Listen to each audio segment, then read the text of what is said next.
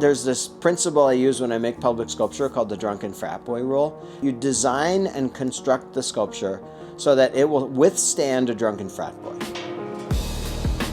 Welding. The sculpture is called SPEGODY. It's 22 feet wide, it's 22 feet deep, it's 8 feet tall. It weighs in total about 2 tons, so like approximately 4,000 pounds. The sculpture is comprised of what I call a body part collage, because I want people to bring a certain amount of like recognition and association with the forms, but then also show confusion in what exactly is going on here. How could that arm and that leg be configured that way with this torso and this head? That space is really where these sculptures operate. So the sculpture starts as, 12-foot long rods here in my studio against the wall. When I start building the final skin of the sculpture, I'm basically bending each rod one at a time by hand cold. So I use a specific type of steel called cold rolled steel. And cold rolled steel is created by huge pressure and dyes and oil forcing the steel into these elongated bars. What that does is it compacts the molecules of the steel, actually making them harder to bend, but then it bends over a longer, more fluid area of the sculpture when I'm bending. Once the rod is bent to the right shape, I have to measure where it goes, cut each end off, and then weld each end. What you're seeing now is basically the fabrication process sped up. So this fabrication process takes anywhere from 4 to 5 months, and you're watching it in less than a couple of minutes. But once the rods are done, that really gives the sculpture a whole bunch of structural stability. Then I do the sheet metal last.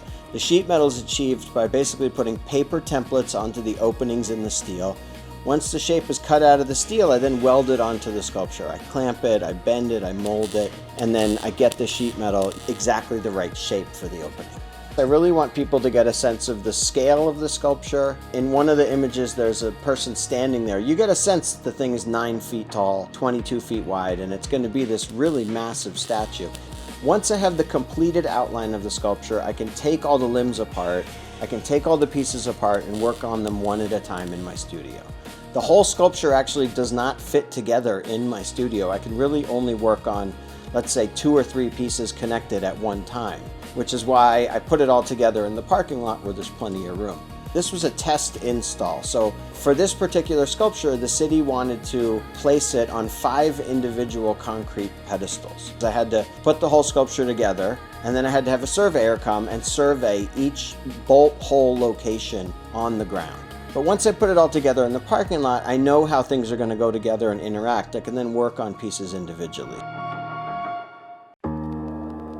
Some of the pieces are, 700, 1,000 pounds. Every one of these statues has to be galvanized, powder coated, and installed. There's so much logistical planning that goes on, and there's so many lifts and coordination with any of these sculptures to get it from basically my studio to final installation. I want to convey the amount of work that goes into all these different parts of the process. Here's us loading it onto the truck at 5 o'clock in the morning, and then by 7 the truck goes away so that they can be trucked to Perth Amboy, New Jersey to get galvanizing. So now you're in the galvanizing plant. And so all these pieces are hung, they're hot dipped in 800 degree zinc. Ultimately, the galvanizing protects the steel from rusting. It goes back on a truck and it drives all the way to Duanesburg, New York, which is just outside Albany. Then you have powder coating. So this green is the powder coat going onto the sculpture before it gets baked in the oven. The sculptures have to be brush blasted, which is basically the surface of the galvanizing has to be etched to take the powder. Otherwise, the powder won't adhere to it. The color is baked onto the steel. Then they have to be really fastidiously wrapped because powder coating is delicate. It chips, and if you chip the powder coating, it's very difficult to repair. So we wrap them all in moving blankets and foam and plastic and protection, because even though they're huge, thousands of pounds of steel pieces, you can't just knock them around and throw them on a truck. They have a very delicate surface. You want to protect the color. Here's footage of us loading it onto the truck to go to California. So each one of these pallets is like 1,000 pounds worth of steel. And I have a dedicated box truck that goes basically from Duanesburg to Palm Springs. And the truck has a driver, and he goes, solo, and he drives for 12 hours, and then he sleeps for 12 hours, and then he drives for 12 hours, and then it gets delivered to Palm Springs. Then they have to unload him out of this truck because you can't lift out of a truck with a crane. So we put him on a flatbed. The flatbed takes him to the final location. And then there's some really lovely shots of the crane pulling the pallets off the flatbed. So here is the crane erected, the truck pulls in, the pallets are on the back of the truck, then we unload the pallets off of the truck. Now we can actually do the installation of the sculpture. So now each one of these pieces has to be sort of unwrapped and lifted individually into place. And so the largest piece is the torso. This big green piece is the kind of base of the whole sculpture, weighs almost 1,000 pounds. So we put that onto the location first because that dictates where each one of the arms and legs are going to land. And you can see the orientation of the 5 different concrete pedestals under that. So then you go one at a time. You do an arm, you do a leg, and even here you can see the red leg is not oriented properly. We had to shift the whole thing so that it would fit. I then have to climb inside the statue to make the connections because you have to get the bolts from the inside to bolt the leg to the torso. So I have a little hatch in the sculpture which I climb inside to secure the bolts. And then once all the arms and legs are on, the very last piece is the head. So here's, the last leg coming on, and you can see each pedestal is designed specifically for the footprint of that leg. So there was only one way we could install it on those pads. So then the final piece is the head, which is, the kind of like cherry on top of the cake. And then once the head's in place, basically it's done. I mean, we had to drill and anchor each one of those feet. We had to drill and anchor the torso.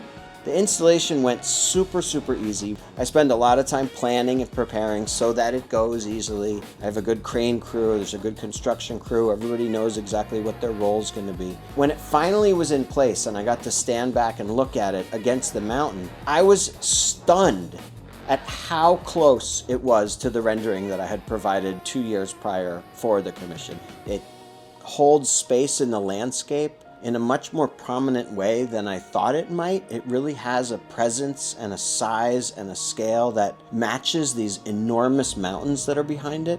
And I felt very proud that I could deliver the idea that I proposed. It takes on a life of its own and it becomes part of the fabric of the landscape of the community, which is one of the things I love about it. That includes kids playing on it, people taking pictures with it, dogs peeing on it. Like, you make sure that it's safe under all those circumstances and you just kind of let go what happens to it ultimately. Each time I make one of these things, I try to make it a little bit better. I try to tweak something that I was unhappy about in the next one. Some part of the musculature, some part of the anatomy, some nuance of the foot that only really I'll notice. I'll try to change next time and make it a little better, make it a little bit more representational. And so then that becomes my favorite. But, for right now, this is my favorite sculpture. It's the one I absolutely love the most.